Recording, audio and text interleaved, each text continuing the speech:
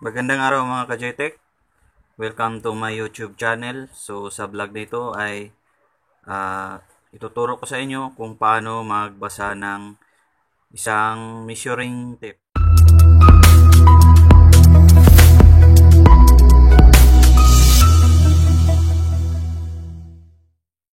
Ang measuring tape mga ka-JTech ay nahati po siya sa dalawa.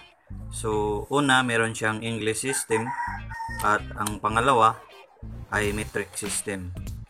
So sa English system, kung makikita natin, ang English system dito ay yung feet. At yung metric system naman, meron ditong yung meter. Ayan, so unahin nating pag-usapan yung English system. So bakit ba mayroong English system at metric system? So base sa na pag-alaman ko mga ka-JTech, ang English system po usually yun yung ginagamit dun sa western part ng ating mundo o sa Europe, mga European countries, at yung metric system yun naman ang ginagamit usually sa American. Ayan, so una nating pag-usapan ay ang English system. So sa measuring tape mga ka-JTech, ang English system na ginamit nila ay ang feet. So ang feet po, yan, ang feet is equivalent to 12 inches. So ano ba yung inches? Ang inches ay mula dito sa 0 hanggang dito sa may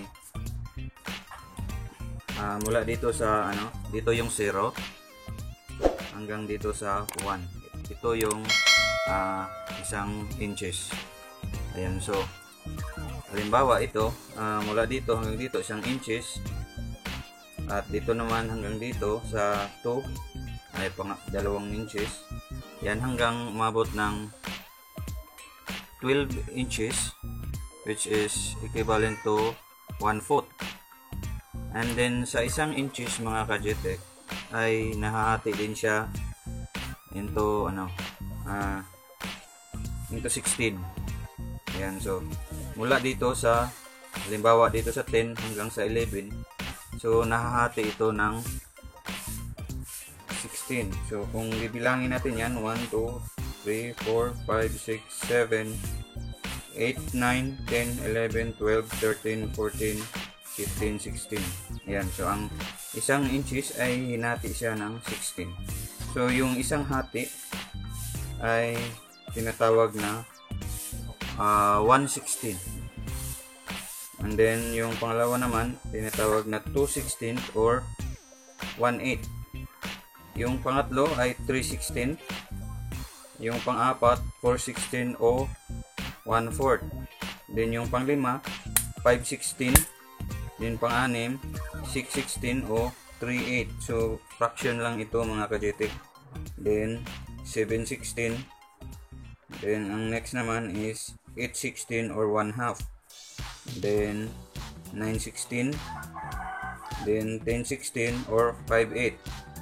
11/16, and then the next is 12/16 o 3/4. Ayan, so parang fraction lang ito mga ka-JTech ang pagbasa ng metros. Ayan, so mula dito hanggang dito isang inch, and then nung mahati siya, ayan, so maging 1/16 hanggang sa maging 1 inch siya. So ayan mga ka-JTech, sa measuring tape sa English system, so gumamit lang ng feet or inches. So ang 12 inches is equivalent to 1 foot, and then yung additional na lang ito guys, ang 1 yard, ayan, is equivalent to 3 feet. Yan, so dadako naman tayo sa metric system. So sa metric system, mas marami yung napaloob dito. Yan, meron siyang millimeter, centimeter, decimeter, at saka meter. Ayan, pero yung pinaka basic niya ay meter lang. So ang isang meter, ayan, papakita natin. Ang isang meter mga ka-GTech ay equivalent po siya ng 100 cm. Ayan, so basic na basic po yan. Kahit sa mga nag-aaral pa tayo, basic na po yan na yung 1 meter is equivalent to 100 cm. So alin ba dito yung centimeter? So ipapakita ko sa inyo mga ka-GTech. Ang 1 cm po, ito po yung mula sa 1 hanggang 2. Ayan. So yan yung 1 cm. So ang 1 cm ay hinati din ng 10. So kung bibilangin natin to mula dito hanggang dito, so 10 na po yan. So yung 1 cm hinati sa 10, so magiging ang isang bahagi nito ay magiging 1 mm o 1 mm. So from 1 to 2 is equivalent to 1 cm. At mula dito sa 1 hanggang dito sa pinakaunang guhit, yan ang tinatawag na 1 cm. So madali lang nating ma-identify. At tatandaan lang natin na ito yung centimeter at yung maliliit na guhit dito sa ilalim, ito yung millimeter. So ang 1 cm is equivalent to 10 millimeter. At saka ang 1 meter ay equivalent po ng 100 centimeter. So kung mapapansin natin sa mga metro natin o measuring tape, ito yung mga hanggang dito, ayan yung mga number na 80, 90, parang naka-highlight po siya. Yan. So bakit ba naka-highlight yan? So kung matatanong nyo, bakit ba naka-highlight yung by tens? Yung mula sa 40, and then dito naman sa 50. So naka-highlight siya. Kulay yung kulay, pero yung iba itim. Ito lang yun ang ibig sabihin mga ka-GTech.